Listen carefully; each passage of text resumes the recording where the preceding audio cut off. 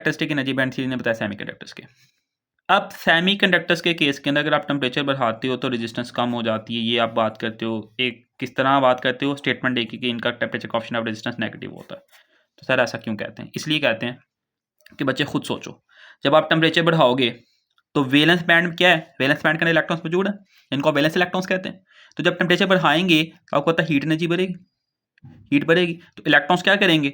इस heat energy को absorb करेंगे। वो इलेक्ट्रॉन्स जो कि इस वैलेंस बैंड के अंदर मौजूद हैं, जब वो उस हीट एनर्जी को अब्सॉर्ब करेंगे तो इलेक्ट्रॉन्स एक्साइट होंगे, वैलेंस बैंड को लीव करेंगे, वैलेंस बैंड को लीव करेंगे।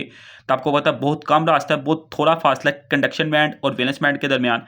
जब बहुत थोड़ा सा फासला है तो वो एक्साइट होते ही साथ ही कंडक्शन बैंड में जंप कर जाएंगे। कंडक्शन बैंड में जंप कर जाएंगे तो फ्री इलेक्ट्रॉन्स की कैटेगरी में क्लासीफाई हो जाएंगे। फ्री इलेक्ट्रॉन्स की कैटेगरी में क्लासीफाई हो जाएंगे तो आप कहेंगे कि अब कंडक्शन होने के चांसेस मैक्सिमम है। तो ऐसा कब हुआ?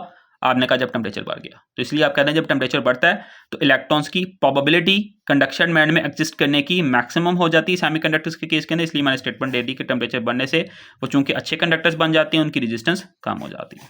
तो पता लगा कि मैंने टेम्परेचर बढ़ाने से रेजिस्टेंस कम होती है। इसकी स्टेटमेंट क्यों लिखी? इसलिए लिखी क्योंकि टेम्परेचर बढ़ाने से वैलेंस बैंड के अंदर जो इलेक्ट्रॉन्स मौजूद होते हैं वो एनर्जी को अब्सॉर्ब करते हैं, हीट एनर्जी को, एक्साइट होते हैं, वैलेंस बैंड को लीव करते हैं। जैसे ही लीव करते हैं उनको सामने कंडक्शन बैंड मिल जाता है, साथ ही कंडक्शन बैंड में एंटर हो जाते हैं। बिकॉज कंडक्शन बैंड और वैलेंस बैंड के दरमियान फासला कम होता है, so they at high temperature semiconductors will become good conductors. और लेकिन अगर मैं बात करता हूँ लो टेम्परेचर की, एट 0 केल्विन, तो आपने कहा जब टेम्परेचर बहुत कम होगा तो इलेक्ट्रॉन्स एनर्जी अब्सॉर्ब ही नहीं करेंगे, अपनी विसिनिटी या वैलेंस बैंड को लीव नहीं करेंगे, वैलेंस बैंड को लीव करके कंडक्शन बैंड में जाएंगे नहीं, कंडक्शन होगी नहीं।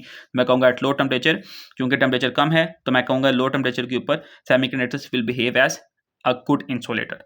ठीक है, गुड इंसुलेटर के तौर पर इसलिए बिहेव करेंगे क्योंकि हमारे पास इलेक्ट्रॉन वैलेंस बैंड को लीव करेंगे ही नहीं, बिकॉज हीट एनर्जी अब्सॉर्ब ही नहीं होगी। तो इसलिए मैं कहता हूँ कि टेम्परेचर कम करने से रेजिस्टेंस मैक्सिमम हो जाती है या वो एक अच्छे कंडक्टर के तौर पे बिहेव